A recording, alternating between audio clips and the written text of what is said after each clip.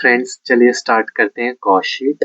और cost sheet काफ़ी number की आती है अगर आपके सब्जेक्ट में कॉस्ट अकाउंटिंग है ना। आप बीबीए में हो, बीकॉम में हो तो कॉस्ट शीट आती है। तो इसको स्टार्ट करते हैं, इसको पढ़ते हैं। और कॉस्ट शीट का फॉर्मेट पढ़ने से पहले हम पढ़ते हैं एलिमेंट ऑफ कॉस्ट के कितने एलिमेंट होते हैं कॉस्ट के। जैसे मटेरियल होता है एलिमेंट ऑफ कॉस्ट, है ना। लेबर भी होता है, अदर अदर एक्सपेंस भी होते हैं। मतलब एक कम्युनिटी को बनाने में जो कॉस्ट में एलिमेंट होते हैं वो मटेरियल होता है, लेबर होते हैं और अदर एक्सपेंसेस होते हैं, है ना। मटेरियल भी दो तरीके के होते हैं, फर्स्ट डायरेक्ट मटेरियल और इनडायरेक्ट मटेरियल। वैसे ही लेबर दो तरीके के होते हैं, डायरेक्ट लेबर और इनडायरेक्ट लेबर।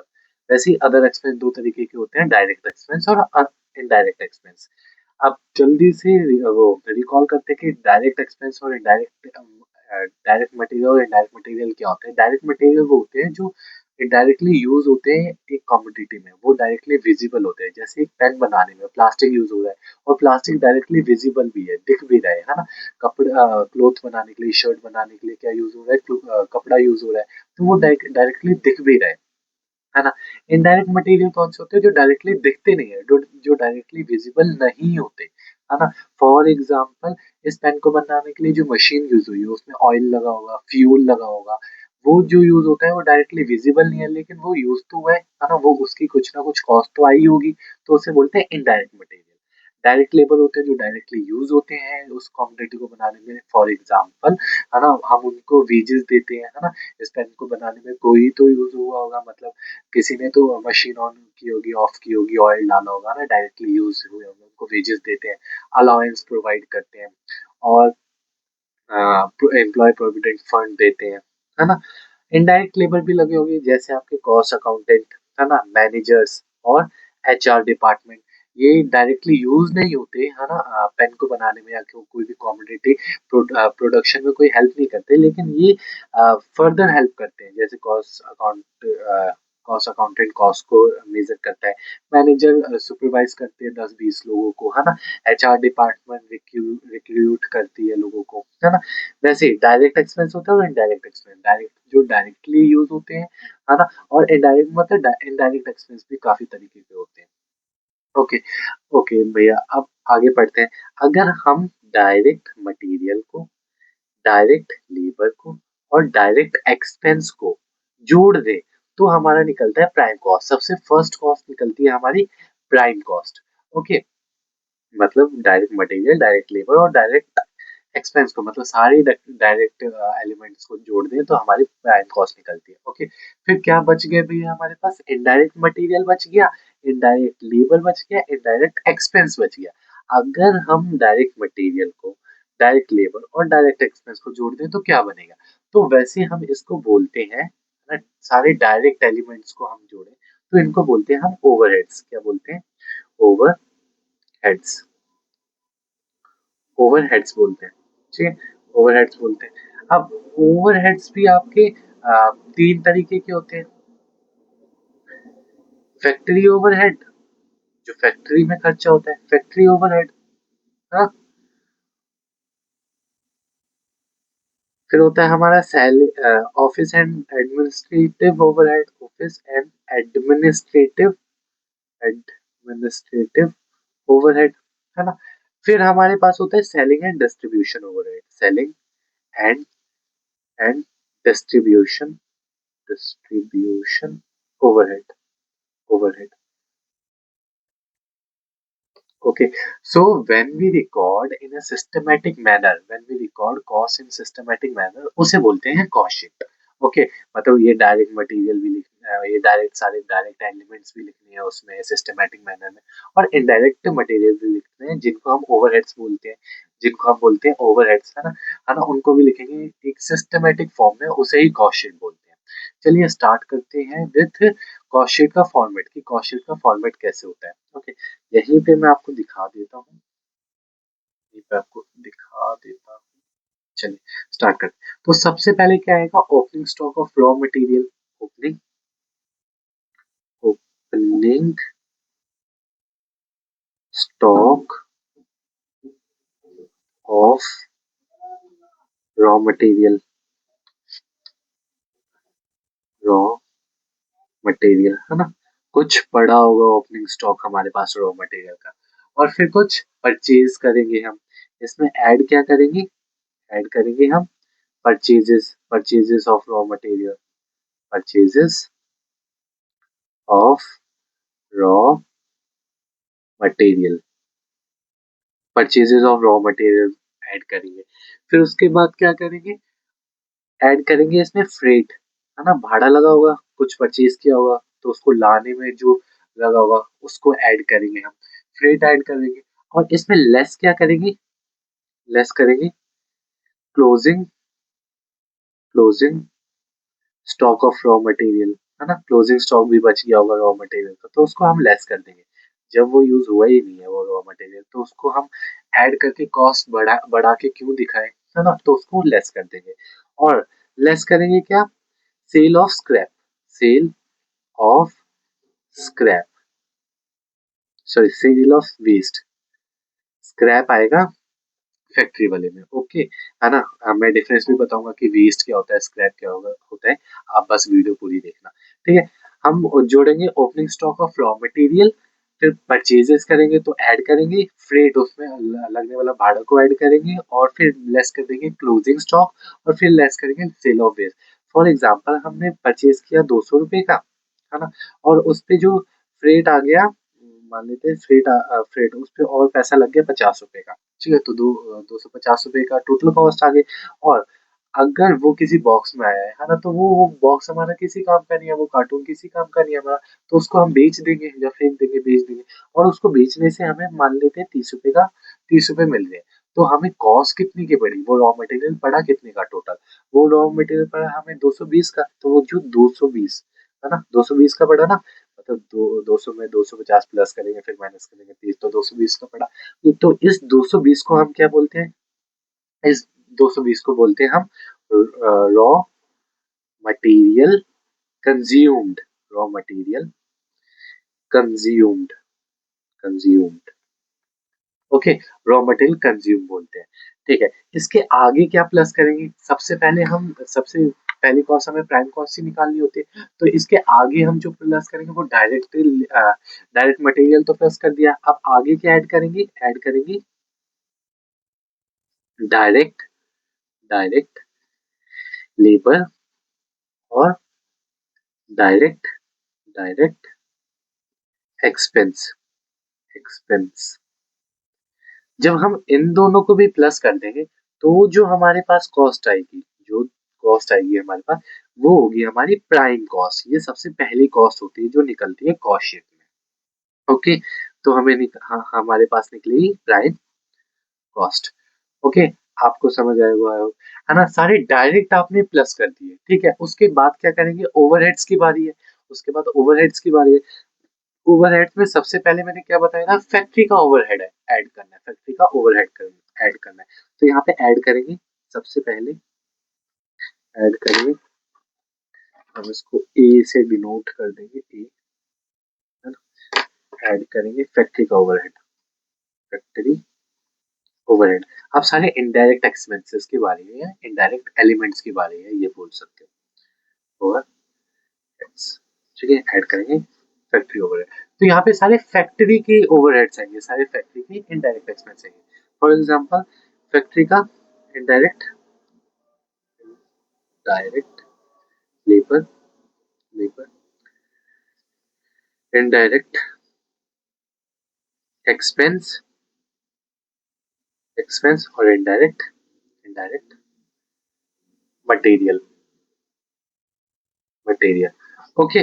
जब आप इनको प्लस कर लोगे, ये सारे फैक्ट्री के होने चाहिए, है ना, जैसे आपको लिखा होगा कि इलेक्ट्रिक फैक्ट्री इलेक्ट्रिसिटी, है ना, यहाँ जो भी इलेक्ट्रिसिटी का एक्सपेंस है वो फैक्ट्री का है, तो यहाँ पे प्लस करना है, ठीक है। और फैक्ट्री के लेबर है तो यहाँ पे प्लस करना है, ओके। आपके क्वेश्चन में मेंशन होगा, ठीक है। उसके बाद क्या करोगे आप, उसके बाद आप करोगे लेस, क्योंकि प्रोडक्शन स्टार्ट हो गया ना, उसके बाद आप करोगे less sale of scrap, scrap बच गया होगा कुछ, स्क्रैप मतलब जो भी आपने प्रोडक्शन में यूज किया वो कर दिया यूज। अब कुछ कपड़ा, मान लेते हैं आप शर्ट बना रहे हो, पैंट बना रहे हो, है ना, कुछ कपड़ा आपका बच गया होगा, है ना, वेस्ट होगा वो, या वो किसी काम का नहीं हुआ तो वो होता है स्क्रैप, वो होता है उसको माइनस कर दोगे। और वेस्ट क्या होता है भैया भैया वेस्ट होता है कि जो आपका यूज का ही नहीं है, मतलब आपने जो परचेज किया उसमें से जो बॉक्स आया उसको बेच दिया, वो होता है वेस्ट। आपके यूज प्रोडक्शन करने के बाद जो स्क्रैप बचा है ना, जो बेकार चीज बच गई, आप वेजिटेबल मंगाते हो जो उसका वेस्ट बच जाता है वो होता है स्क्रैप। उसको आप माइनस कर देते हो, वो आपका किसी का काम का नहीं ना, प्रोडक्शन के बाद जो खराब चीज बचती है उसको बेच देते हो है ना, बेच देते हो या निकाल लेते हो, तो वो उसको लेस कर देंगे हम। ठीक है, आई होप आपको समझ आएगा डिफरेंस बिटवीन वेस्ट और स्क्रैप। ठीक है, स्क्रैप होता है प्रोडक्शन के बाद, वेस्ट होता है प्रोडक्शन से पहले। Okay, sale of scrap minus कर दोगे आप। ओके, फिर आपका निकलेगा, फिर जो आपकी कॉस्ट निकलेगी यहाँ पे, फिर जो आप इनकी ऐड करोगे और जो कॉस्ट निकलेगी आपकी वो होगी gross, gross factory, factory cost. Okay, इतनी बात समझ आई, परचेजेस से ग्रॉस फैक्ट्री कॉस्ट तक बात समझ आई।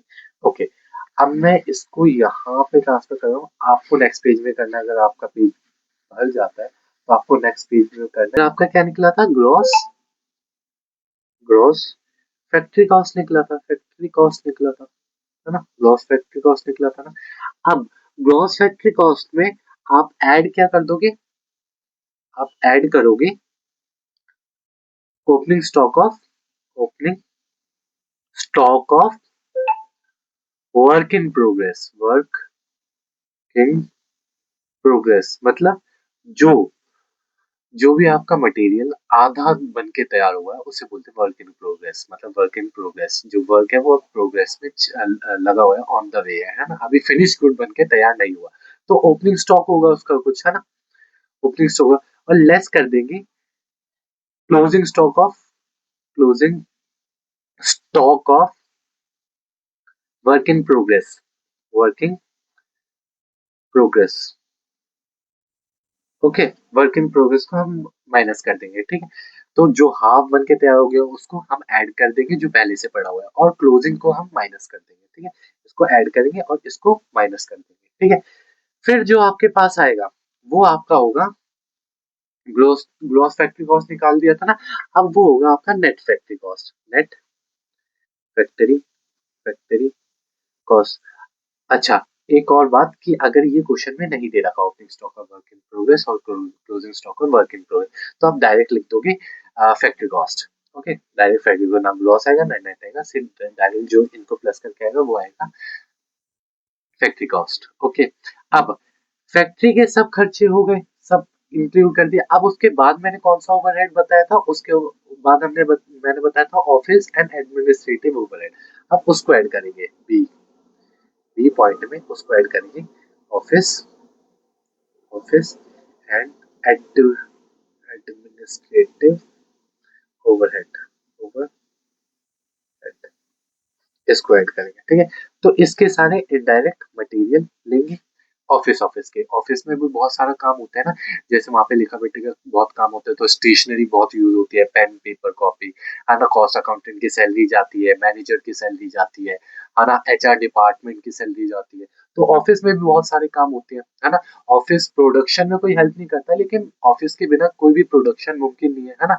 ऑफिस कुछ काम नहीं करता, सिर्फ काम अलॉट करता है। ओके, इनडायरेक्ट मटेरियल हो गया, इनडायरेक्ट लेबर हो गया, इनडायरेक्ट एक्सपेंस हो गया है ना, इन सबको ऐड करेंगे हम ऑफिस एडमिनिस्ट्रेटिव ओवरहेड में। तो जो आपका निकलेगा वो होगा आपका, फिर इन सब की कॉस्ट ऐड करके जो आपका निकलेगा वो होगा आपका,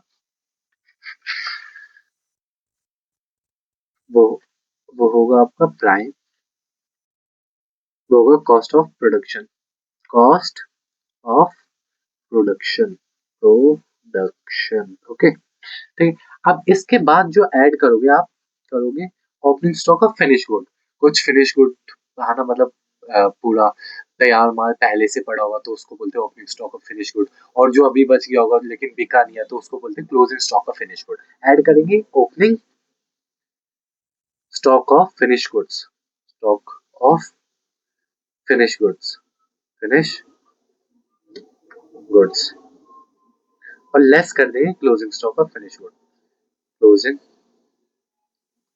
stock of finish goods. Okay, minus कर देंगे closing stock of finish goods. Okay, मान लेते हैं कॉस्ट ऑफ प्रोडक्शन आया 1000 रुपीज का, ठीक है, और पहले से जो हमारे पास तैयार माल पड़ा था वो 200 रुपए का पड़ा था, 200 रुपए। और इस बार की जो सेल हुई है ना, इसके बाद जो आता है हमारा वो होता है cost of goods sold. Cost of goods sold, good sold कितने का माल बन गया है ना, वो आता है। अब मान लेते बिका है 800 का, है ना, इस साल मतलब इस बार हमने बनाया 1000 रुपए का, है ना, और पिछला हमारा पड़ रखा था 200 रुपए का, तो टोटल कितना हुआ 1200। 1200 और बिका कितना है अभी, है ना, मतलब जो जितना भी सेल हुआ है वो 800 है। तो क्लोजिंग स्टॉक जो नहीं बिका वो 400 हुआ, वो 400 हुआ। तो इसीलिए जो बिका नहीं उसको हम लेस कर देते हैं, closing stock of finished good less होगा, ठीक है। ऑफिस एंड एडमिनिस्ट्रेटिव ओवरहेड में, और फैक्ट्री में क्या होता है, हाफ वाला होता है। Okay, work in progress. अब आपको समझ में, अब हमने इतना कर लिया, तो इसके बाद हमने बी पढ़ लिया ना, अब पढ़ते हैं आप सी। सी का मैंने क्या बताया था, सी क्या था, selling and distribution overhead. Selling and distribution overhead बताया था, है ना, selling and distribution overhead, selling and distribution overhead, ठीक है, डिस्ट्रीब्यूशन ओवरहेड। अब इसमें क्या प्लस करें, इनडायरेक्ट मटेरियल, इनडायरेक्ट लेबर और इनडायरेक्ट एक्सपेंस, जितने भी सेलिंग एंड डिस्ट्रीब्यूशन होगी। अच्छा, कॉस्ट बन गया, ऑफिस की सैलरीज भी दे दी, अब सेलिंग मतलब बेचेंगे भी तो, है ना। आप एडवर्टीजमेंट करते हो, कोई भी सेलिब्रिटी बुलाते हो, उनको भी तो पैसा देते हो, है ना। वो होती है सेलिंग एंड डिस्ट्रीब्यूशन ओवरहेड में, तो वहां के खर्चे होते हैं इनडायरेक्ट मटेरियल, इनडायरेक्ट लेबर और इनडायरेक्ट एक्सपेंस। ओके, इन सबको प्लस करोगे। अब जब इन सबको प्लस कर दोगे, फिर आपका निकलेगा कॉस्ट ऑफ सेल्स। फिर आपका निकलेगा, जो निकलेगा आपका वो होगा cost of sales, cost of sales, ठीक है। ये असली कॉस्ट निकलेगा सेल का, ठीक है। और क्या बोलते हैं, अब इतने में तो बेचोगे नहीं, इतने में तो आप बेचोगे नहीं, है ना, इसमें आप अपना प्रॉफिट ऐड करोगे, और इसमें करोगे आप अपना प्रॉफिट ऐड, और फिर जो आपका निकलेगा वो होगा असली आपका सेल, वो होगा आपका सेल। तो आपको कॉस्ट शीट यहाँ तक बनानी होती है और सेल निकालना होता है। आई होप आपको पूरी कॉस्ट शीट अच्छे से स्टेप बाय स्टेप समझ आई होगी।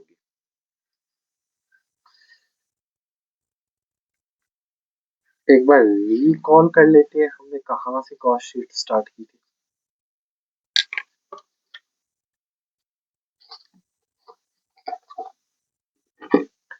यहाँ पे आप लिखते हो पर्टिकुलर्स,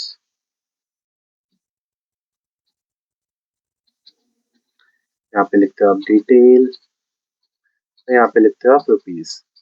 ओके, वैसे ही पर्टिकुलर्स, डिटेल और रुपीज। ओके, पढ़ लेते कहाँ से। सबसे पहले पढ़ा था हमने opening opening stock of raw material, उसमें हमने ऐड किया था परचेजेस ऑफ रॉ मटेरियल, और फिर जो जितना भाड़ा लगा है ना रॉ मटेरियल आने में, उसको प्लस किया था, फ्रेट इनवर्ट प्लस किया था, लेस कर दिया था closing stock of raw material.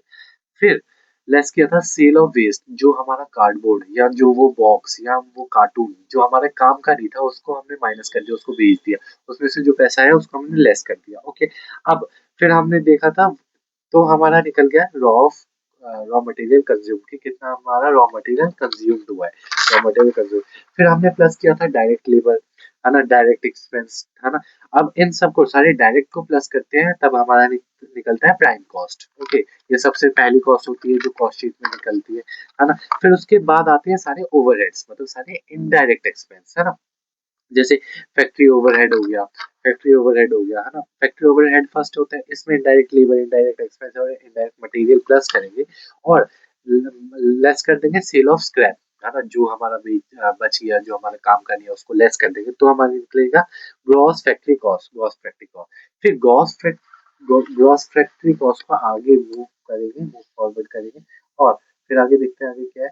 Gross factory cost निकल के ऐड करेंगे opening stock of work in progress, जो माल हाफ बन रखा है पहले से उसको ऐड करेंगे, और जो माल हाफ, है ना, इस बार बच गया वो होता है closing stock of work in progress, इसको कर देंगे माइनस। ओके, फिर जो हमारा निकलेगा वो निकलेगा net factory cost, net factory cost, ठीक है। फिर सेकंड जो हमारा इनडायरेक्ट एलिमेंट होता है वो होता है ऑफिस एंड एडमिनिस्ट्रेटिव ओवरहेड्स, है ना, इसमें हम प्लस करेंगे इनडायरेक्ट मटेरियल, इनडायरेक्ट लेबर और इनडायरेक्ट एक्सपेंस, है ना। फिर हमारा जो निकलेगा वो निकलेगा कॉस्ट ऑफ प्रोडक्शन, वो निकलेगा हमारा कॉस्ट ऑफ प्रोडक्शन। फिर इसमें ऐड करेंगे हम opening stock of finish goods और लेस कर देंगे फिर closing stock of finish goods. फिर जो हमारा निकलेगा वो है cost of goods sold. Okay, C में हम प्लस करेंगे, मतलब सी हमारा थर्ड ओवरहेड हो गया ना। थर्ड ओवरहेड क्या था? Selling and distribution overhead. अब सेलिंग एंड डिस्ट्रीब्यूशन ओवरहेड हम में प्लस करेंगे डायरेक्ट मटेरियल, इंडायरेक्ट लेबर और इंडायरेक्ट एक्सपेंस। फिर जो हमारा निकलेगा वो होगा कॉस्ट ऑफ सेल्स। फिर इसमें हम इतने में तो बेचेंगे नहीं, हम ऐड करेंगे प्रॉफिट और फिर हमारा फाइनली हमारा निकल जाएगा सेल और हमारी कॉस्ट शीट खत्म। इतना काम करना होता है कॉस्ट शीट में। हम इसके न्यूमेरिकल्स भी करेंगे अगली वीडियो से, और तब तक पढ़ते रहिए। बाय।